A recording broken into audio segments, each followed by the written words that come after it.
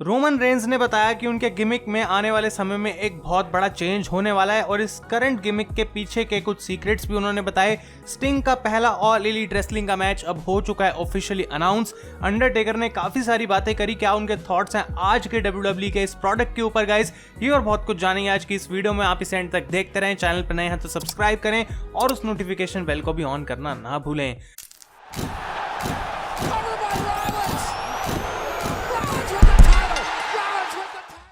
तो गाइज मैं हूं आयुष और आप देख रहे हैं रेसल इंडिया। स्वागत है आपका आज की इस न्यूज़ की वीडियो में। और हमेशा हम इस वीडियो में कोई टाइम नहीं वेस्ट करते हैं, सीधा आगे चलते हैं और स्टार्ट करेंगे वेडनेसडे नाइट वॉर्स की रेटिंग से। तो AEW डायनामाइट की रेटिंग्स आ चुकी हैं और व्यूअरशिप रही 8,54,000 व्यूअर्स। और 18 से 49 के डेमोग्राफिक की मैं बात करूं तो 0.36 यानी कि 3,60,000 व्यूअर्स आए उस एज ग्रुप के अंदर।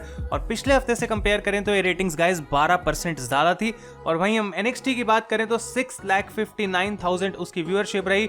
और अगर 18 से 49 डेमोग्राफिक की हम बात करें तो 1,50,000 व्यूअर्स उसके अंदर आए और ये रेटिंग पिछले हफ्ते के कंपैरिजन में 20% ज्यादा है। अगर हम दोनों शोज को आपस में कंपेयर करें गाइस तो AEW ऑलमोस्ट 2 लाख व्यूअर्स से इस हफ्ते की वेडनेसडे नाइट वॉर्स की रेटिंग्स को जीत गई है। और जबकि एक इतना अच्छा नहीं था शो AEW डायनामाइट का, तब भी उनकी रेटिंग 12% बढ़ी है। तो डेफिनेटली उनके लिए ये एक पॉजिटिव साइन है। और NXT के लिए बढ़िया बात है कि 20% उनकी रेटिंग बढ़ी, क्योंकि शो डेफिनेटली बेटर था पिछले हफ्ते से और दोनों शोज के लिए गाइस ये काफी अच्छी न्यूज है। अगली स्टोरी की हम बात करते हैं गाइस तो पॉल हेमन ने रिसेंटली अपने इंस्टाग्राम पे इस फैन आर्ट को शेयर करा, जहां पे आप देख सकते हैं कि अपोलो क्रूज रोमन रेंज की रिंग को किस कर रहे हैं और उसके पीछे पॉल हेमन और जे उसो भी खड़े हुए हैं। और ये काइंड ऑफ गाइज उन्होंने इसलिए करा है क्योंकि ये एक टीजर है कि शायद अपोलो क्रूज रोमन का स्टेबल ज्वाइन कर सकते हैं। इसका हिंट हमें स्मैकडाउन पे भी देखने को मिल चुका है ऑलरेडी। और इसके बाद उन्होंने पूरा एक लंबा सा मैसेज भी डाला इंस्टाग्राम पे, जो आप पढ़ सकते हैं, जहां पे उन्होंने तारीफ करी अपोलो क्रूज की और उनकी WWE टॉकिंग स्मैक की जो सेगमेंट है उसको भी इंस्टाग्राम पे उन्होंने अपलोड करा है। तो पॉल हेमन काफी ज्यादा टीज कर रहे हैं कि अपोलो क्रूज अब शायद ज्वाइन कर सकते हैं रोमन रेंज को। और आने वाले समय में गाइस हमें रोमन का एक बड़ा स्टेबल देखने को मिल सकता है स्मैकडाउन पे, जो ना ही सिर्फ स्मैकडाउन हो सकता है आने वाले समय में पूरी WWE के ऊपर भी रूल करे। तो काफी बड़े प्लान्स ऐसा लगता है रोमन के लिए WWE के पास हैं। अगली स्टोरी की हम बात करते हैं गाइस तो CM पंक रिसेंटली एक Q&A सेशन कर रहे थे ट्विटर के ऊपर और उनसे यहाँ पे पूछा गया कि उनका फेवरेट सुपरस्टार 2020 का कौन है। और उन्होंने बोला भाई Goldberg, because he is the smartest man in the room. अब मुझे लगता है कि शायद ये एक सार्कास्टिक आंसर है या फिर वो सच में ऐसा जानते हैं, क्योंकि गोल्डबर्ग सबसे कम अपीयरेंसेस लेके भी सबसे बड़ी लाइमलाइट ले जाते हैं और ये शायद CM पंक एक स्मार्ट चीज की तरह देखते हैं। और ये भी हो सकता है गाइस कि यहाँ पे उनको लगता है कि ये सार्कास्टिक आंसर देना सही रहेगा, क्योंकि उनको पता है कि फैंस गोल्डबर्ग को उतना पसंद नहीं करते और अगर CM पंक कुछ ऐसा बोलेंगे तो डेफिनेटली फैंस उनको भी कुछ उल्टा सीधा बोलने आ जाएंगे। ये एक चीज थी। और इसके अलावा उनसे पूछा गया था कि क्या आजकल वो रेसलिंग देखते हैं और उनका उस पर क्या ओपिनियन है। तो उन्होंने बोला कि जिस दिन भी रेसलिंग लाइव आती है उस दिन मैं यूजुअली घर पे नहीं होता और मैं बिजी हूँ अपने और कामों के अंदर, तो मैं कुछ खास रेसलिंग को फॉलो कर नहीं रहा। तो ये चीज गाइस हमें CM पंक की तरफ से सुनने को मिली और डेफिनेटली यहाँ पे कहीं भी उन्होंने नहीं बोला कि मैं रेसलिंग में वापस आ रहा हूँ। तो ये चीज गाइस आप बिल्कुल भी सोचे ना कि CM पंक अभी कहीं से वापस आ जाएंगे। अगली स्टोरी की हम बात करते हैं तो रिसेंटली WWE के शो द बम्प पे चैड गेबल आए थे, जहां पे उनसे पूछा गया था जेसन जॉर्डन के बारे में और किस तरीके से उनकी फ्रेंडशिप जो है वो इतनी कमाल की है जॉर्डन के साथ बिहाइंड द सीन्स भी। और उन्होंने बोला यहाँ पे काफी बड़ी न्यूज देते हुए कि Jason Jordan is training for an in ring return. और ये हो सकता है कि आने वाले समय में शायद जेसन जॉर्डन गाइस हमें एक बार फिर से मैचेस लड़ते हुए देखने को मिल सकते हैं। और ये काफी कमाल की न्यूज है उनके लिए भी, रेसलिंग फैंस के लिए, क्योंकि जब भी कोई बंदा ऐसी इंजरी के बाद अपनी फुल रिकवरी करके एक बार वापस आ जाता है तो वो स्टोरी काफी कमाल की होती है। और हम चाहेंगे डेफिनेटली कि जॉर्डन अपनी फुल रिकवरी करें और तभी WWE इनको वापस आने दे। नेक्स्ट स्टोरी की हम बात करते हैं तो ऑल एलीट रेसलिंग ने ऑफिशियली अनाउंस कर दिया है कि स्टिंग का पहला मैच क्या होने वाला है उस कंपनी के अंदर। और ये गाइज एक टैग टीम मैच होगा, एक स्ट्रीट फाइट होने वाली है AEW रेवोल्यूशन पेपर व्यू के अंदर, जो कि हमें फरवरी 2021 के महीने में देखने को मिलेगा। और यहाँ पे स्टिंग टीम अप करेंगे डार्बी एलिन यानी कि TNT चैंपियन के साथ और इनका मैच होगा against Brian Cage and Ricky Starks of team Taz. तो इस चीज को हिंट करा गया था कल AEW डायनामाइट पे, अब ऑफिशियल कर दिया गया है और हम फैंस को रेडी होना चाहिए क्योंकि आने वाले हफ्ते काफी इंटरेस्टिंग होंगे। इस मैच की बिल्ड काफी कमाल की होगी और इतनी जल्दी इसको अनाउंस कर दिया गया है, यानी कि इसकी बिल्ड से गाइस हम बड़ी चीजें एक्सपेक्ट कर सकते हैं। आखिर कैसे स्टिंग पार्ट लेंगे इस मैच के अंदर, कितना फिजिकल वो होंगे, ये देखना बहुत इंटरेस्टिंग रहेगा। और अच्छी चीज ये है कि AEW ने स्ट्रीट फाइट की यहाँ पे स्टिपुलेशन रखी है और इसका मतलब ये है कि स्टिंग को कुछ बम्प्स नहीं नहीं लेनी पड़ेंगी रिंग के अंदर। और गाइज मैं उम्मीद करूंगा कि ये मैच उनके लिए काफी अच्छा जाए और कोई यहाँ पे हमें मिजरी ना देखने को मिले। अगली स्टोरी की हम बात करते हैं गाइज, तो WWE बैक स्टेज, जी हाँ आपने बिल्कुल सही सुना, वही शो जो पहले फॉक्स पे आता था हर वेडनेसडे और फिर वो कैंसिल हो गया था, वो वापस आ रहा है एक एपिसोड के लिए, जो कि हमें रॉयल रंबल से पहले यानी कि जनवरी 30 2021 को देखने को मिलेगा। और ये चीज रेने यंग ने ट्विटर पे ऑफिशियली अनाउंस करी और ये भी पता लग चुका है कि पेज भी वहां पे आने वाली हैं। तो ये बैक स्टेज का शो हमें देखने को मिलेगा। क्या CM पंक भी उसका पार्ट होंगे, ये जानना इंटरेस्टिंग होगा गाइज, लेकिन अभी तक वो चीज अनाउंस नहीं है, लेकिन ये एक एपिसोड वापस आएगा, ये ऑफिशियल हो चुका है। अगली स्टोरी की हम बात करते हैं, तो अंडरटेकर रिसेंटली गाइस आए थे जो रोगन एक्सपीरियंस पे और वहां पे उन्होंने कमाल की इंटरव्यू दी, कई सारी डिटेल्स दी WWE के बारे में, अपने बारे में, और जितने भी मेजर पॉइंट्स उस इंटरव्यू से हमें जानने को मिले हैं उसके बारे में हम यहाँ पे बात करने वाले हैं। सबसे पहले तो उन्होंने बोला कि जो करंट WWE प्रोडक्ट है वो मुझे थोड़ा सॉफ्ट लगता है। सॉफ्ट से उनका मतलब ये है कि टैलेंट तो बहुत ज्यादा है, काफी भरा हुआ है रोस्टर के अंदर, लेकिन जो उनकी पोटेंशियल है वो वहां तक पहुंचे नहीं है, अभी भी काफी सारी चीजें मिसिंग है। वो कहते हैं देखो ये मैं कोई हेट नहीं कर रहा हूं अभी WWE के ऊपर, मैं अपना टाइम वहां पे बिता चुका हूं, मुझे पता सारी चीजें कैसी चलती हैं, और मुझे जब रिटायर होना था मैं रिटायर हो गया, लेकिन अब मैं WWE का प्रोडक्ट देखता हूं तो मुझे उतना मजा नहीं आता जितना वैसे यूजुअली पहले एक टाइम पे हमें WWE देखने में आता था।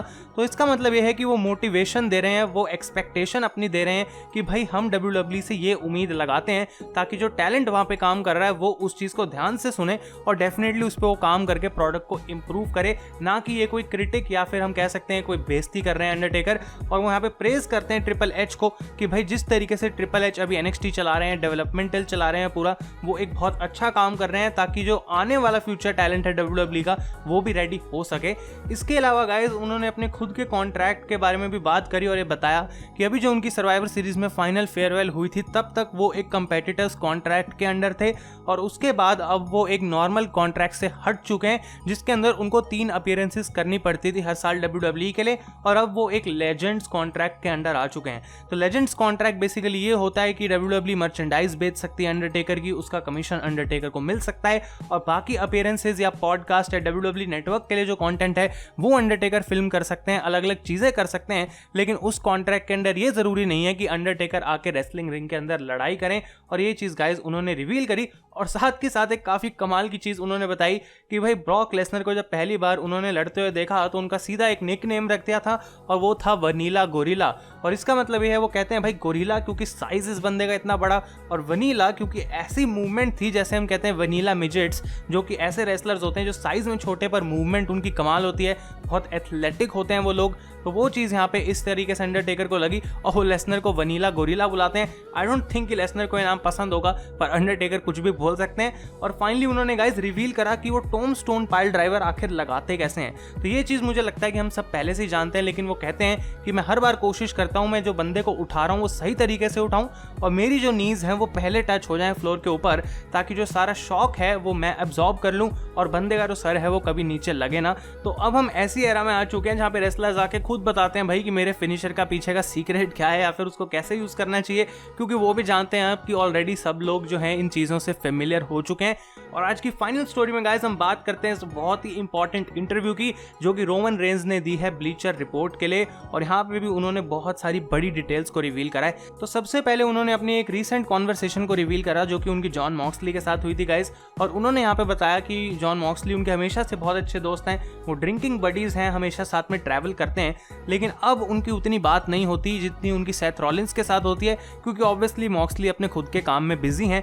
लेकिन रोमन कहते हैं कि रिसेंटली जब उनको पता लगा कि रेने यंग प्रेग्नेंट है तो उन्होंने मॉक्सली को टेक्स्ट करा और मॉक्सली का रिप्लाई आया कि भाई बताओ कि मेरे को पेरेंट कैसे बनना है, what the hell I should do.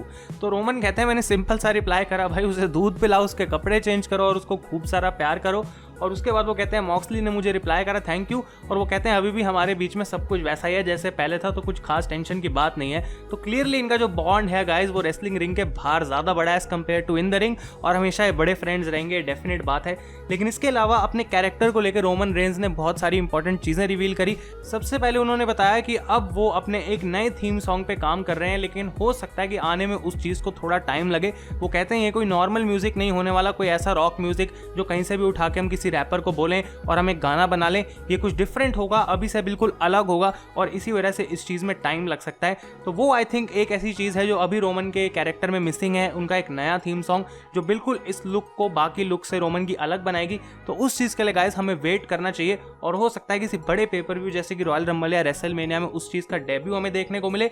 इसके साथ साथ वो ये भी कहते हैं जो शील्ड का म्यूजिक था वो मुझे स्टार्टिंग में बिल्कुल पसंद नहीं आया, लेकिन क्योंकि इतने टाइम तक हम उसको परफॉर्म करते थे और उस म्यूजिक को मैंने सुना है तो अब वो मुझे अच्छा लगने लग गया है। और इसके बाद गाइस उन्होंने कहानी बताई अपने इस नए सबमिशन यानी कि गियंटीन के पीछे, और वो यहाँ पे कहते हैं भाई देखो ये सबमिशन मुझे बहुत समय से चाहिए था और WWE के प्रोड्यूसर्स मान नहीं रहे थे और उनको ऐसा लगता था कि पुराने रोमन रेंस के गिमिक में स्पीयर ही बेस्ट मूव है, उसी को हमें यूज करना चाहिए, उससे फिनिश जो है वो बेटर लगेगा। लेकिन इस गिमिक के अंदर फाइनली उनको परमिशन मिली है इस मूव को यूज करने की, और जबकि अब स्पीयर एक बहुत बड़ा मूव उन्होंने बना दिया है इतने सालों से यूज करके, वो कहते हैं कि ये काफी कमाल का मुझे मूव लगता है सबमिशन और ये मेरे नए गिमिक को सूट करता है। और ये मैंने उठाया है MMA से। वो कहते हैं कि जब कोविड चल रहा था मैं बहुत ज्यादा MMA देखता था, मुझे पसंद आता था और कोई ना कोई हमेशा इस सबमिशन को यूज करके जो है फाइट्स जीत रहा होता था, और अब मुझे ऐसा लगता है कि ये काफी एक सिंपल फिनिशर है लेकिन इफेक्टिव फिनिशर है और इसकी वजह से मेरे कैरेक्टर को सूट करता है। और फाइनली गाइस जो उन्होंने एक चीज बोली अपनी इस इंटरव्यू में वो ये थी कि भाई देखो जो प्रोमोज हैं वो मुझे याद करने बिल्कुल भी अच्छे नहीं लगते, अगर मुझे कोई लाइंस लिख के दे देता है तो वो मेरे लिए कभी भी अच्छे से काम नहीं करी चीज़। लेकिन वो कहते हैं इस नए कैरेक्टर के अंदर मुझे इतनी फ्रीडम मिल रही है कि भाई जैसा मैं फील कर रहा हूँ वैसा मैं जाके परफॉर्म कर सकता हूँ, और उस वजह से गाइस हमें डेफिनेटली रिजल्ट भी देखने को मिल रहा है कि रोमन रेंस कितने बेटर लग रहे हैं अब on TV as compare to कि जब उनको एक प्रोमो दिया जाए और वो उसको रट्टे लगा के आए और बिल्कुल वैसे ही बोलें। तो ये काफ़ी अच्छी इनसाइट वाली इंटरव्यू अंडरटेकर और रोमन रेंस की तरफ से गाइस हमें जानने को मिली। और इसी के साथ आज की हमारी ये न्यूज़ वीडियो होती है खत्म। तो सारी स्टोरीज पे आपने अपने ओपिनियन दें डेफिनेटली, अगर वीडियो पसंद आई है इसे लाइक करें। Thank you so much for watching. मैं हूं आयुष और आप देख रहे हैं रेसल इंडिया।